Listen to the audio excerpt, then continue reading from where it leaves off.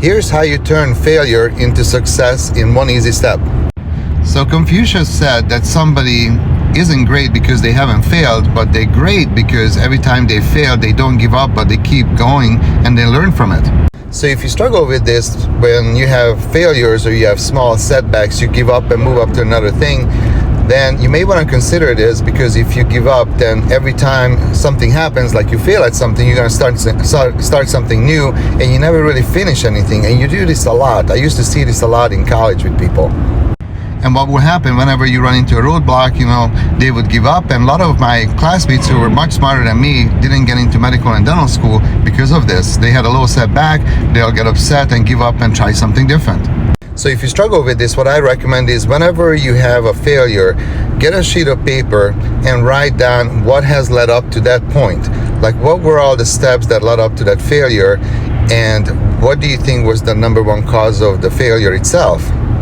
Then in the summary, you're going to write down what would you do differently if you could do it again, and what kind of outcome would you expect if you did something differently.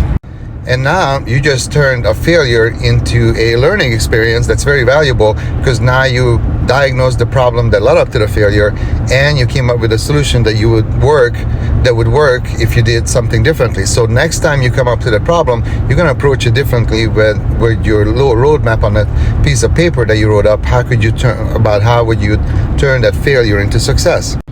What this would do is actually keep you on course with your goals and your dreams, and you wouldn't just give up when you run into failures, but you would actually keep going forward, and you're going to accomplish your goals and missions or whatever you're working on, and the failures aren't going to distract you, but they actually going to teach you something that you can use, and actually it's going to make you stronger. So this is really, really cool.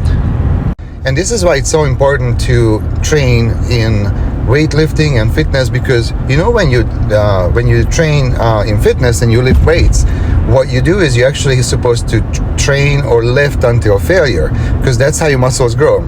If you keep lifting weights that you can already lift, your muscles not gonna grow, because your muscles can already lift that. So you have to train to failure.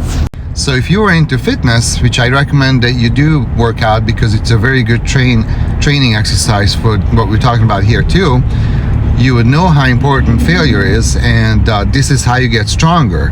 That's literally how muscle grows. You put it under enough stress where you have to fail, so your muscles have to grow.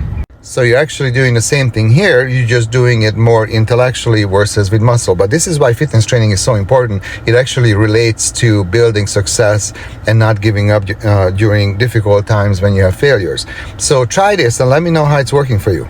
Tell me in the comments what kind of failures have you ran into, and how did you deal with it, and what do you think led up to it, and how would you do things differently, and let me know if this has worked for you.